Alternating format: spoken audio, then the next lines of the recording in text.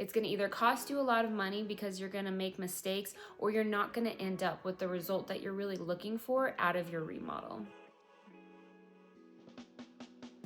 If you're about to invest hundreds of thousands of dollars into your home, then you deserve a remodel that honors your home's original character while creating a peaceful, functional sanctuary for your family's actual needs. The most peaceful and successful remodels are all about clarity. It's not about the paint colors or the cabinet styles, but it's how you want your home to feel. Before you ever meet a single contractor, you have a few questions that you need to ask yourself. You need to ask yourself, what does home feel like to me? Is it a calm Sunday morning energy? Is it light, breezy, coastal? Is there like the warmth of gathering around the kitchen island with your family? Maybe it's your children. Is it more luxury and spa-like? You really need to dive into what is that feeling that you want to carry throughout your entire home. Here's what I often see with my high achieving clients is they're used to making really confident decisions at work, but when it comes to their home, they second guess everything because the stakes are so personal.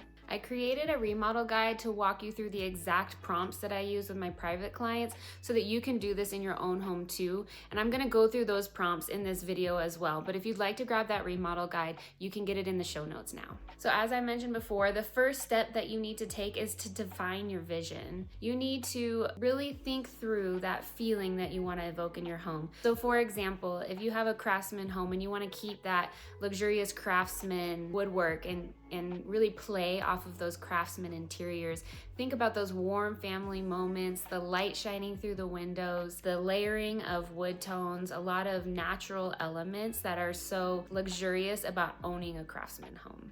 The next step is going to be prioritizing the functionality. We need to solve problems for real life. This is not Instagram, this is not Pinterest. Things can be absolutely gorgeous and beautiful, but I'm sure you've seen a photo before and been like, wow, that's stunning, but my family could never live in a home like that. That's not the goal for us. The goal is a beautiful kitchen that doesn't have backpacks in the middle of it because we don't have proper storage for your mudroom, or a place for your keys to go when you walk in the door so that your purse isn't just, hanging out in the corner of your entryway. We need to go through room by room. What's frustrating me today? Where does the stuff pile up? What is making my mornings chaotic and hard to get my kids out the door, or hard to get ready for work, and I'm starting my day off frustrated instead of calm and ready to tackle the day? Maybe it's a lack of proper layout in your mudroom, or your kitchen island doesn't have the right kind of storage for the way that you like to cook. Maybe it's your closet that doesn't have a good way to organize your clothing so that you can get ready quickly in the morning, and instead you're trying on a million outfits and you can't find the right thing and nothing feels good because you haven't done a proper audit of your closet. Also, a free lifestyle guide that I offer that I also put in the show notes that you can go through first if you want to before you get the remodel guide. But these are the things that we need to go through the home and figure out before we start remodeling, because if you are trying to figure that out as you go along, it's going to either cost you a lot of money because you're going to make mistakes, or you're not going to end up with the result that you're really looking for out of your remodel. So once we go through all the function, we can get more to the fun part, and that's preserving or adding character to your home. If you already live in an older, like craftsman style home like we were talking about earlier, then you are off to a great start because your home is already telling a story. And that's my personal favorite place to start from, is just expanding on the story and the soul that your home already has. But if you don't, if you're in a new build or maybe like a 90s, 2000 home that really lacks a lot of that warmth and character, then we need to think about how are we going to bring that in? What kind of added details? Maybe it's wood moldings or built-ins. Maybe it's bringing in some special windows, or just thinking through like the different details that maybe get skimped on in, like a track home or in those kind of mass production home builds, and bring that into your home so that you have that added character. Another thing I like to talk about too is because there's some things about having older homes that people just don't like, and you don't have to keep that. It's not about keeping the things that don't function. It's just about honoring that style and maybe bringing it back new and fresh, but in a style that fits with what was there originally, so that you keep the character but you have the modern function. So we're not gonna bring in like lacquer lacquered cabinets into a craftsman home. Like that's a modern European look that you wouldn't find in a American craftsman. But maybe you need to bring in all new cabinetry with a really beautiful inset shaker style so that it's new, it functions new, but it looks like that old craftsman original woodwork that you would have found in the home. And then the same thing would be said about a new build. So if you want that warmth of a craftsman, and I'm just using a craftsman today as an example to help you visualize, it could be any style of home that you love. If you like that craftsman style, then look for those kind of details. That's where Pinterest is good, is to just search through, okay, what was there originally in the homes that I love, and then bring those details into your new build so that you have the added character.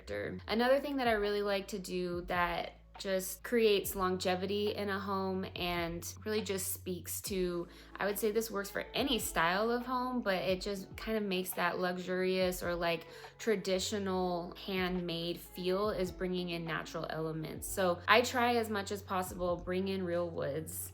We're not doing MDF cabinetry here. Bring in unlacquered brass that's gonna patina and age over time and just have a really beautiful character to it. Bring in real stone. Do not be afraid of the character that'll get over time. That's what gives a home a soul and makes it beautiful. If you're afraid of marble, I know so many people are, then go for a granite or something like that. Even a quartzite, it still has a natural movement. It's not a repeated pattern or a man-made pattern. And while quartz is getting really good these days, and I do use it in certain occasions, just the natural materials, there's nothing that beats the warmth and the feeling. It's like having a real wood floor versus an LVP. LVPs look great these days, but the feel of a real wood floor is just so much different. And you can tell that as soon as you walk into a home. There is a difference in that feeling and that warmth that you get from natural materials. Then the fourth step is creating a cohesive palette. So while we don't want every room to be the exact same paint color, we want every room to feel exactly the same, we still need to bring certain paint colors and certain elements throughout the home so that it does feel cohesive. So if we're going to have maybe 6 colors total in our house, then we need to figure out, okay, what are those 6 colors? Do they work well together? Are we kind of mixing some warm and cool so that we get that depth that we really want? Or if you want to just have an ultra warm home, like make sure that you have still some deeper tones with lighter tones so that you're getting the dimension. And then decide, okay, what rooms are going to be what colors, what feeling do I want each room to have, but then repeat some colors in certain areas. Maybe it's the color of some trim work that's the same in a couple different rooms. Again, every room shouldn't be the same,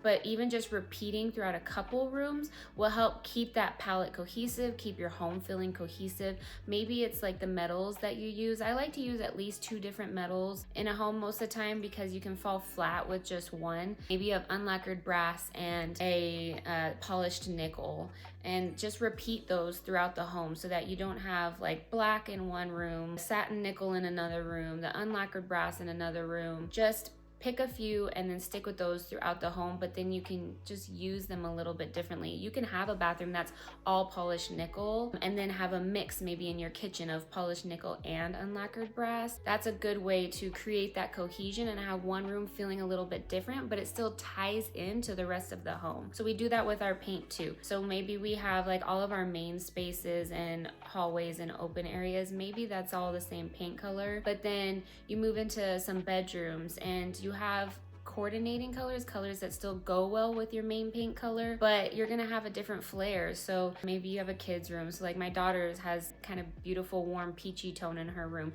and it goes really well with our warm white walls in here, but it's its own character, you know, it's its own personality, but it ties in. And then I actually used the same color in her room as my primary closet. Me and my husband have separate closets, but for our home, that's a way that I was able to bring the pink in her room into another area. I love pink too. I didn't want it in my whole bedroom, but I thought it was really fun since we have a his and hers closet to have my closet be the same pink as my daughter's bedroom. So those are just ways that you can carry it through your home, keep it cohesive, pick like I mean, depends on how big your home is. If you have a smaller home, I say like pick 3 to 5 colors. If you have a larger home, you can go, I don't know, 8 to 10, but that's a lot. So to simplify it, 3 to 5 is great, and find ways to repeat it, but don't make every room exactly the same. You can play with sheens too, so you can have some gloss, some semi-gloss, flat, and have the same color, but bring it through different sheens in different rooms. If you want a room to feel a little fancier, you go with a little glossier look.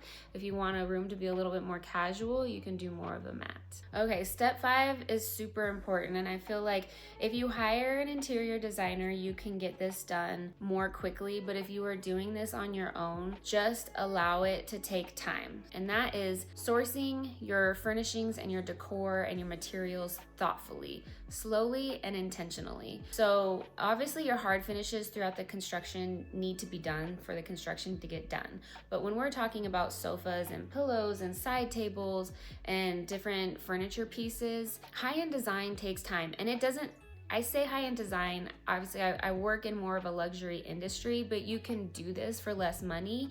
And even more so, that's gonna take time to find the right pieces for the right price. And that's okay, let it take time. But we want to mix some of the newer pieces, like maybe you have to get a sofa and a dining table right away, but add the pillows slowly. Like find the pillows that have the character and the color and the texture that really speak to you. Don't just buy pillows to get pillows on your sofa right away. Maybe it's the art on your walls.